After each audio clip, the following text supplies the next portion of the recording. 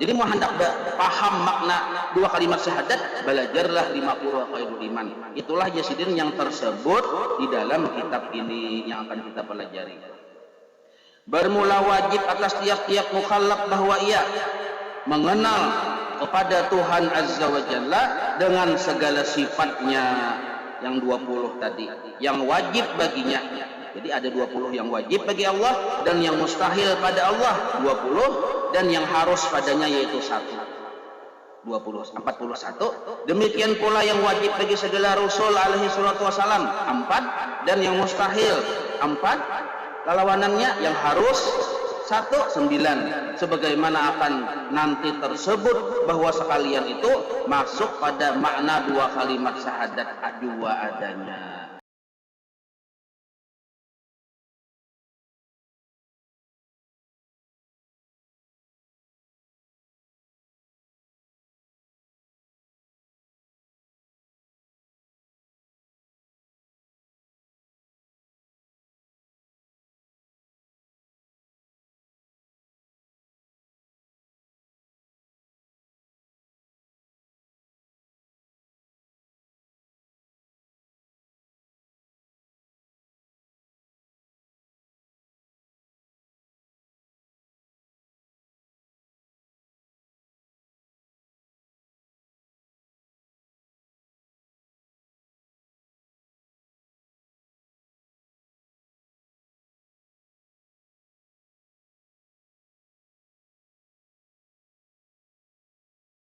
Bismillahirrahmanirrahim. Alhamdulillahirabbil alamin. Allahumma shalli wa sallim wa barik ala sayyidis sadat.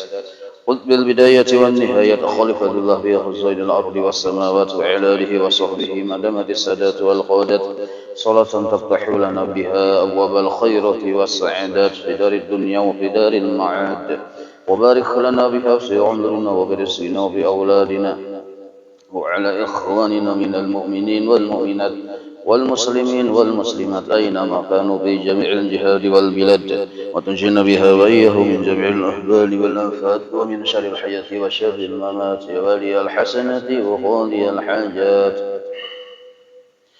قال الحبيب عثمان البتاوي رحمه الله ونفعنا به وبجميع علومه في الدارين آمين. Hukum syar'i halaman 4.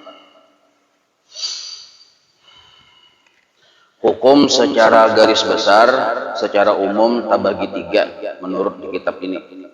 Ada semalam sudah kita bahas yaitu hukum akli. Ada juga yang disebut hukum syar'i dan ada juga yang disebut hukum adi. Hukum akli terbagi 3 juga. Ada wajib pada akal, mustahil pada akal, jaiz pada akal. Nah, sekarang hukum syar'i. Arti hukum syar'i yaitu perintahan Allah Ta'ala.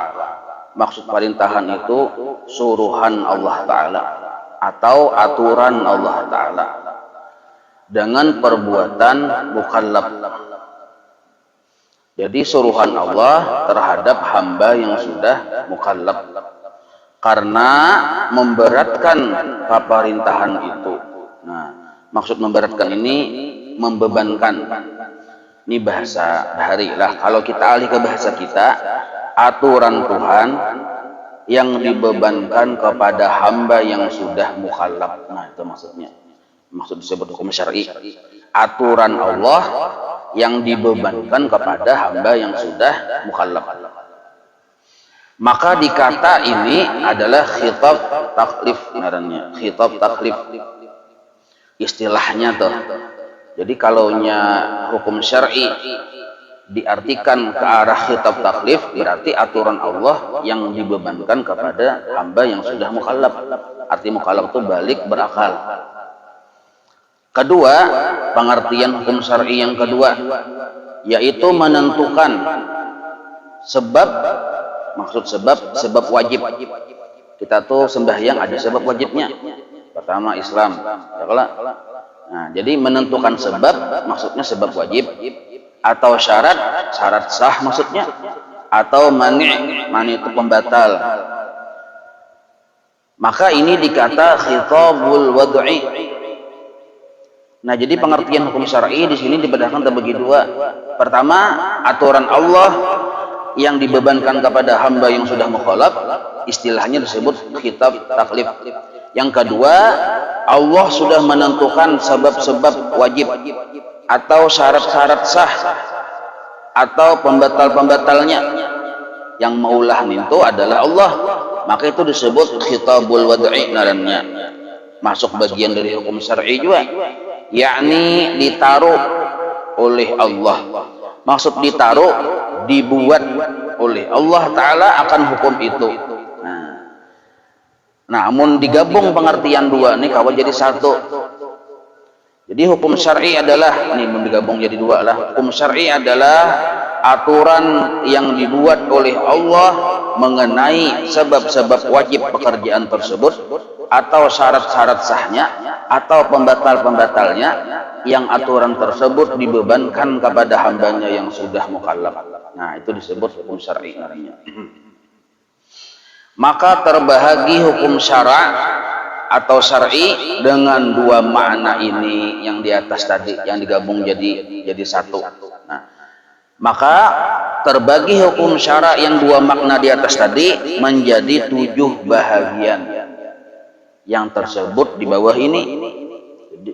Jadi hukum syariat, kalau pengertian syariat adalah aturan Tuhan yang dibebankan kepada hambanya yang sudah mukallaf mengenai syarat sah, mengenai kewajiban-kewajiban, mengenai pembatal-pembatal, itu terbagi 7 disiden. Pertama, wajib. Kenapa garang membahas hukum syariat ya? Maka ini pemandiran sifat 20. Nah, kenapa? Memang itu supaya kita pemahaman itu dalam dan meluas. Sebab kena di sifat 20 ada memandir wajib, sedangkan di fikih ada juga memandir wajib, supaya jangan nyanyuk, jangan salah pasang. Maka dijelaskan wajib menurut hukum tauhid, wajib secara akal, sudah semalam. Sedangkan wajib menurut fikih, nah yang kayak ini nah. Wajib artinya yang menurut fikih artinya barang. Tulisi di bawah barang itu amal atau pekerjaan. Nah, memang kayak itulah kalau kita baca kitab ini ada 2 tahapan. Tahapan pertama memahami kata-kata di kitab dulu. Tahapan kedua mendalami maksud kata-kata itu. Nah, kayak kita hendak paham maksudnya, memang kata-katanya kada paham. Nah, jadi kata-kata lu dipahami. Artinya wajib yaitu pekerjaan. Nah, jadi barang itu tulis di bawah pekerjaan. Amun kadap yang tulis pekerjaan kita buat acan, entalo. Pekerjaan yang dapat pahala jika dikerjakannya dan dapat dosa jika ditinggalkannya adanya. Nah, jadi wajib jika dikerjakan berpahala, jika ditinggalkan berdosa. Sudah ada aturan Tuhan, apa-apa yang diwajibkan oleh Tuhan sudah ada. Nah, berarti disebut syariat ngarannya. 5 waktu wajib, berbakti kepada kedua orang tua wajib, menghormati guru wajib, suami menyayangi, bertanggung jawab kepada istri dan anak wajib. Nah, istri berbakti taat kepada suami, patuh, hukumnya wajib juga. Nah, itu kewajiban. Bila ditinggalkan berdosa. Sunnah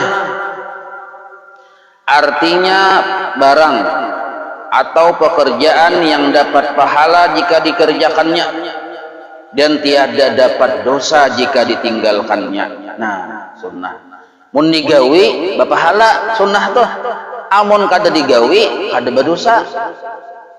Jadi bila orang ada kada menggawi sunnah, jangan tapi abut, santai aja.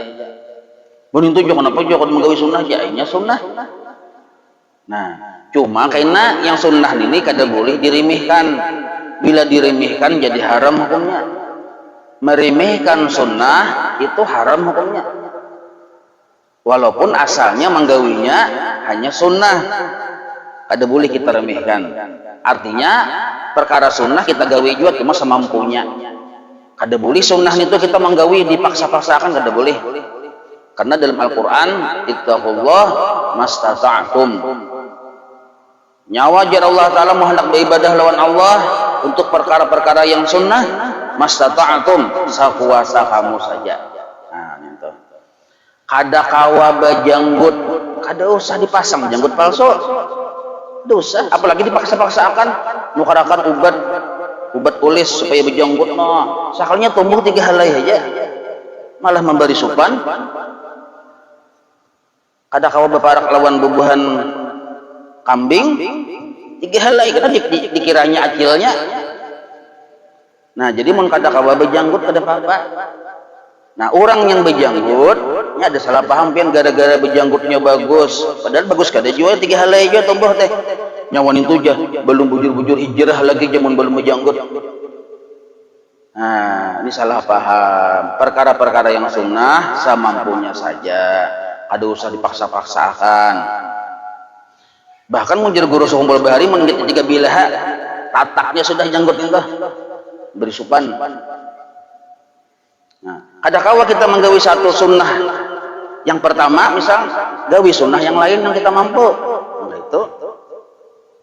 Jadi hati-hati kita, Islam kita tuh jangan model kayak terpaku kepada aksesoris lah. Nah, Islam itu ada substansi, ada aksesoris. Jangan kita mengutamakan aksesoris.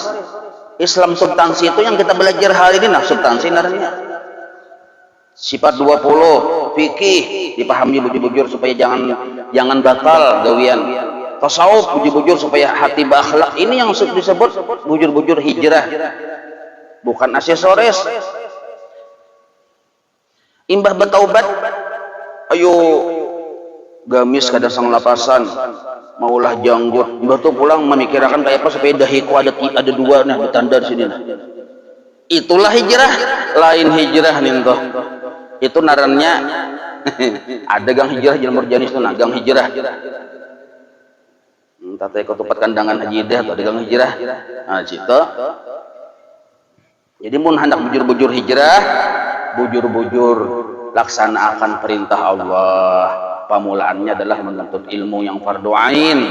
Itu yang disebut hijrah namanya.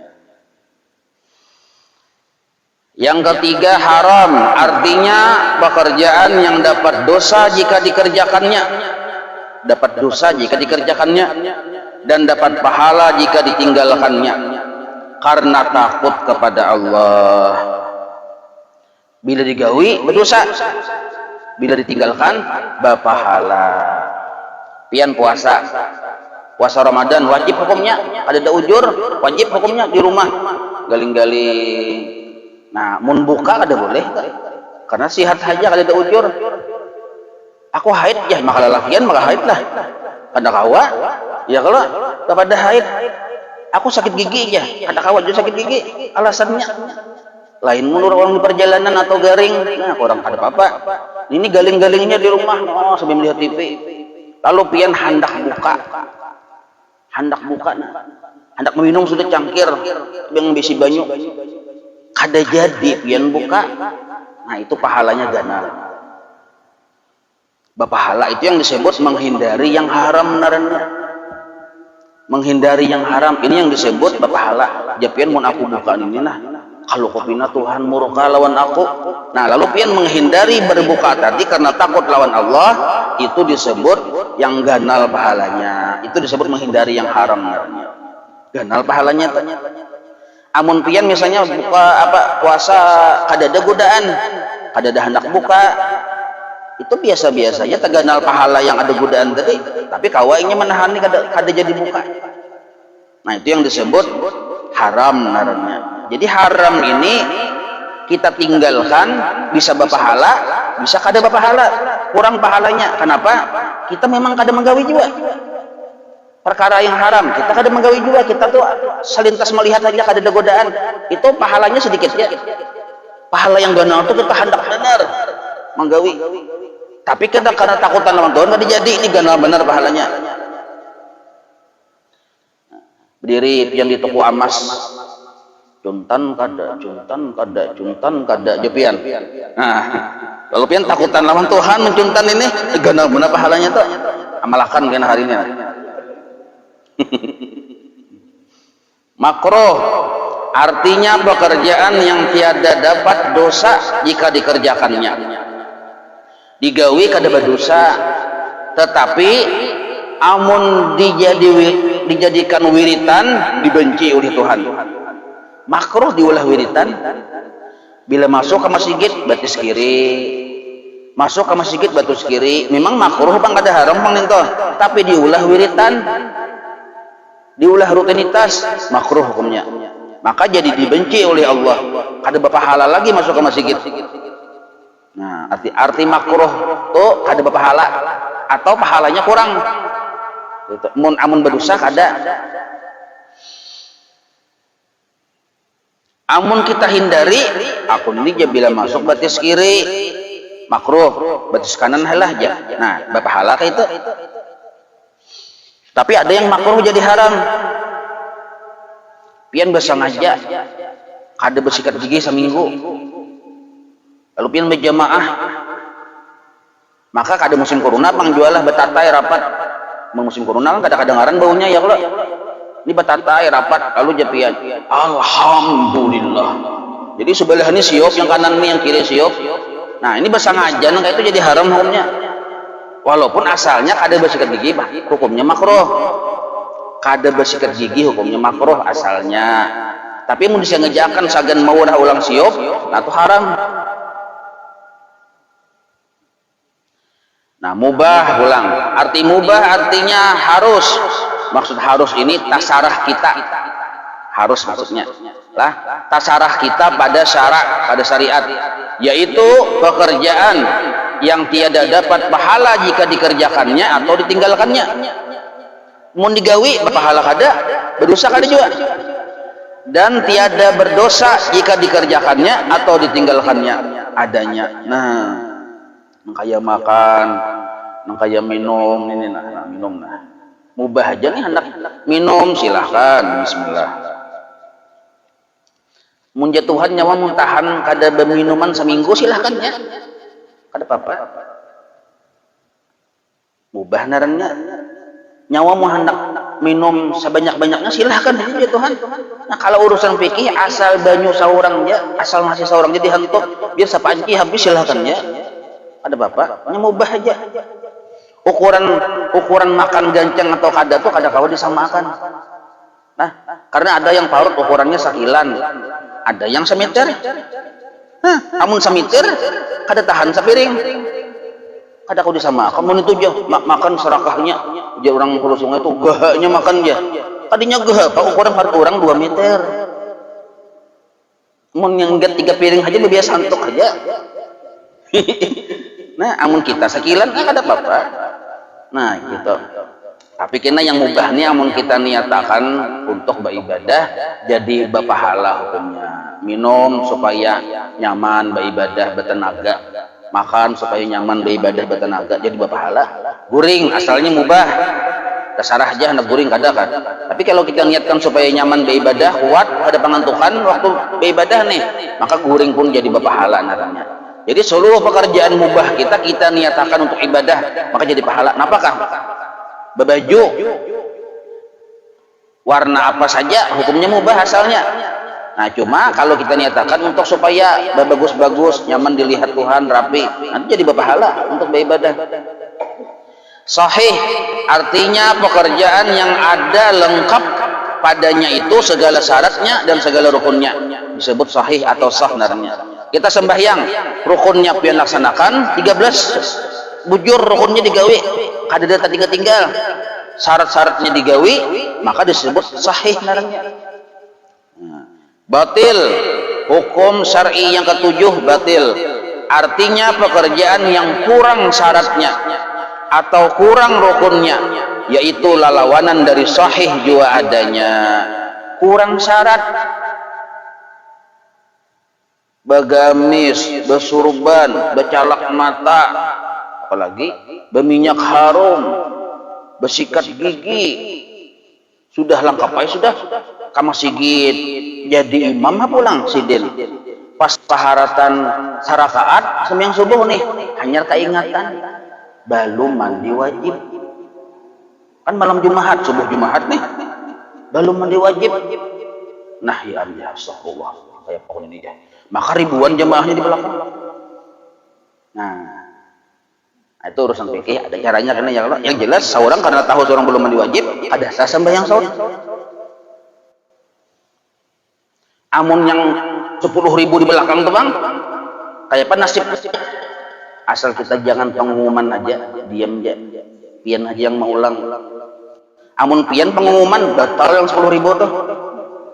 Mun pian berdiam aja kada batal, pian aja mau ulang, yang bersembunyi aja dalam kelambu.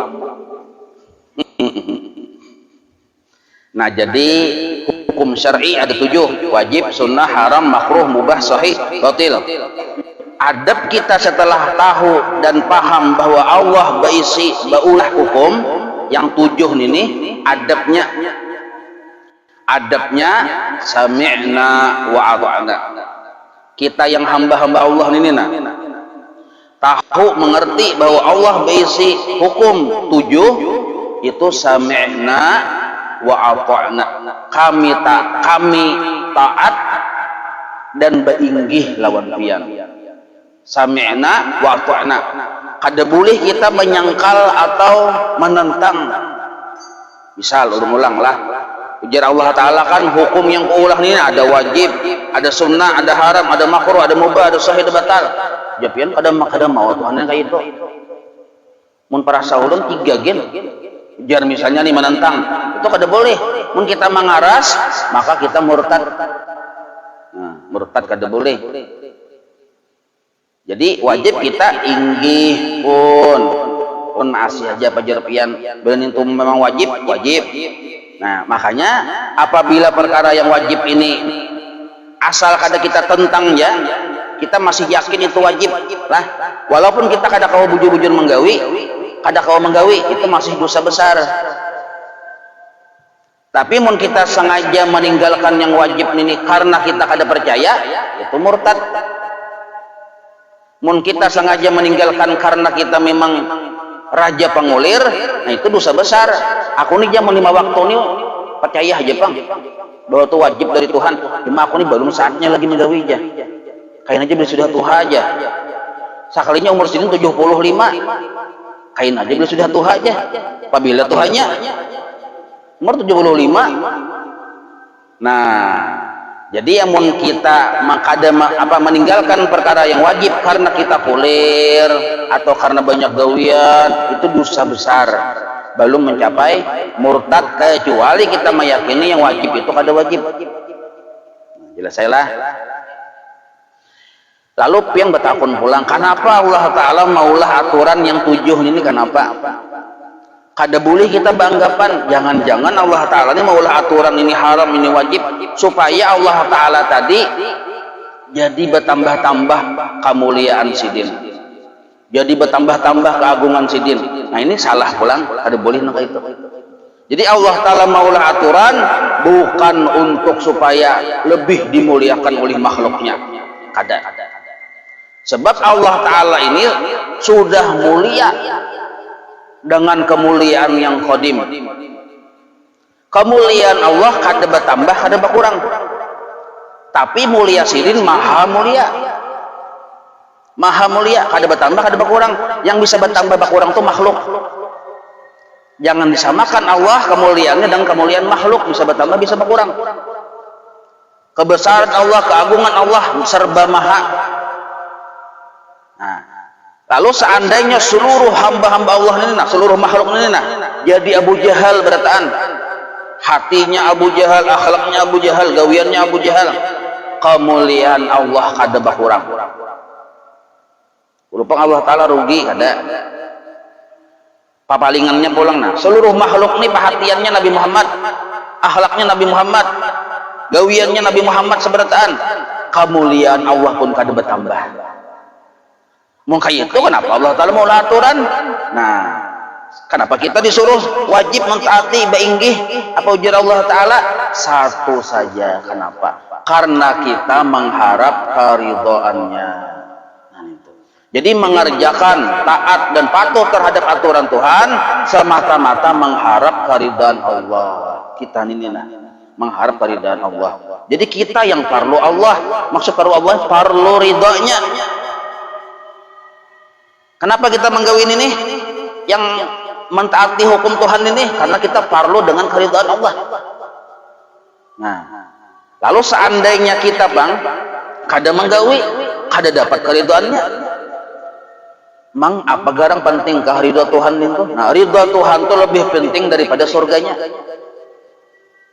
Kamurkaan Allah bang lebih berbahaya daripada nerakanya. Amun Allah ridha, seandainya Allah tuh ridha lawan ulun, ridha jar Allah aku ridha lawan nyawa, maka malaikat salah andak misal, malaikat andak ulun di dalam neraka salah andak misal aja bang lah, maka nerakanya pajah.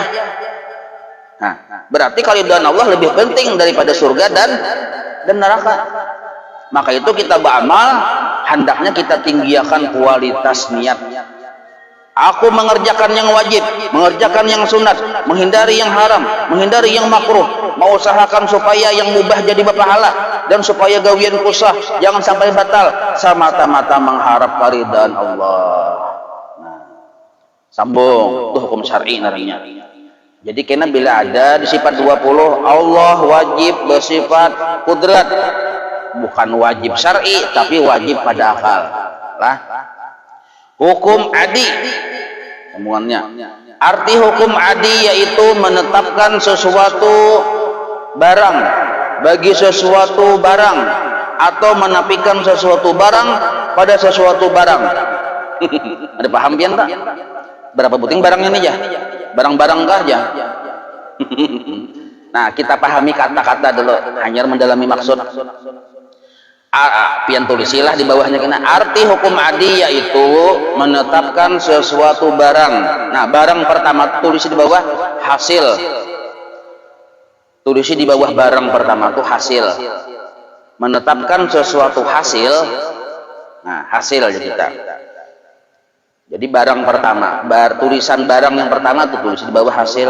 Menetapkan suatu hasil bagi sesuatu barang. Nah, beta pulang barang lo, barang kedua itu tulisi sebab atau asbab. Tulisi dulu telah.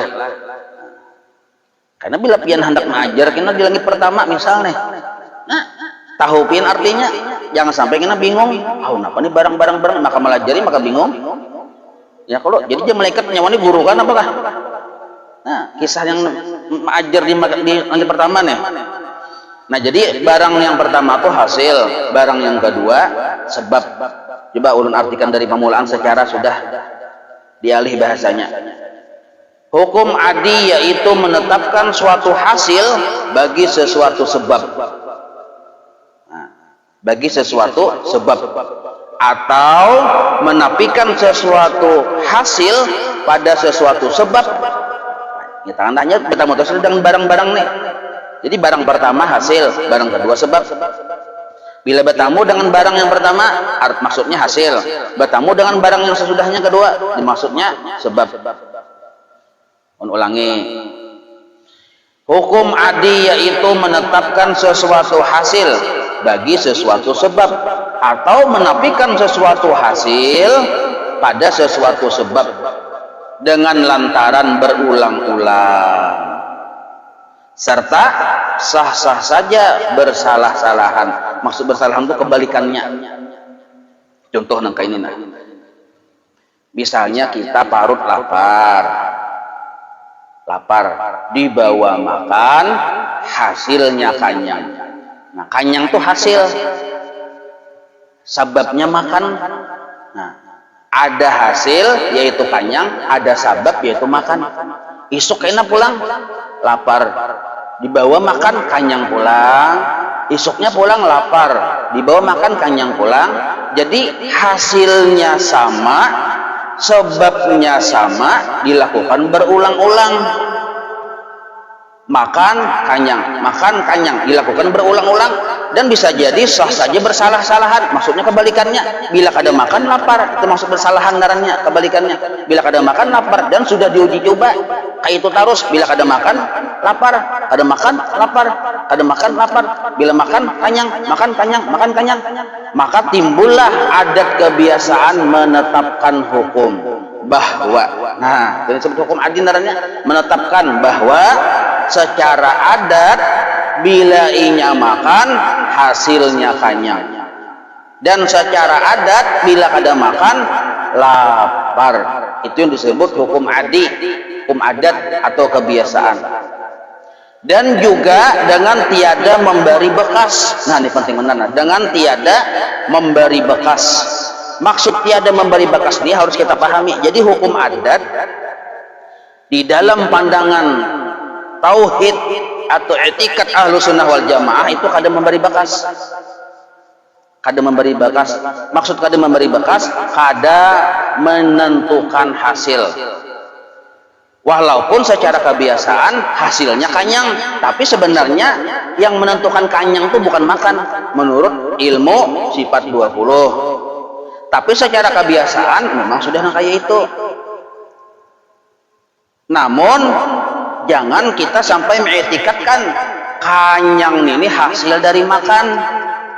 Boleh kita menyambat kanyang hasil dari makan kebiasaan.